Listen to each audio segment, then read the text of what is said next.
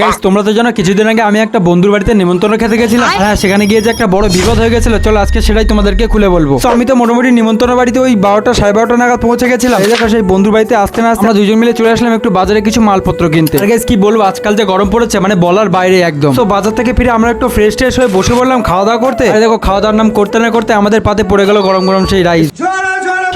রাইসের পর্বটা শেষ করে আওয়াল সিদ্ধি সেই বিখ্যাত মিষ্টিগুলোকে আমি এবার বসে পড়লাম ঠান্ডা ঠান্ডা একটু আইসক্রিম খেতে। এই দেখো আইসক্রিম খাওয়া কমপ্লিট করে উঠতে না উঠতে আমি শুনতে পেলাম সেই ঘটনার কথাটা। না মানে আর কি হয়েছে কি, চলো তোমাদেরকে একটু খুলেই বলি। আসলে এই ভাইটা এখানেই নিমন্ত্রণ খেতে আসছিল একটা বাইকে। হঠাৎ করে তার বাইকের সামনের চাকার ডিশটা লক হয়ে যাওয়া না বুঝে হঠাৎ করে ডিশে হাত দিতে তার হাতের অবস্থা দেখা করে পুরো ছাড়খাড় হয়ে গেল। আর আমি শুনেছি যে কোনো জায়গায় পুড়ে গেলে সেখানে যদি একটু হালকা করে কলগেট লাগানো হয় তাহলে নাকি সেই পোড়ার জায়গাটা অনেকটাই স্বস্তি মানে আর কি ঠান্ডা হয়। তো মোটামুটি আমি তো কোনোদিন ট্রাই করে দেখিনি। তোমাদের এই পুড়ে যাওয়ার ক্ষেত্রে কি মতামত আছে আমাকে একটু অবশ্যই কমেন্টে জানিও। হ্যাঁ, ভিডিওটা ভালো লেগে থাকলে হালকা করে একটু লাইক এন্ড সাবস্ক্রাইব করে দিও। তো আজকের পর্ব তো এখানেই শেষ, চলো বেঁচে থাকলে আবার কালকে দেখা হবে।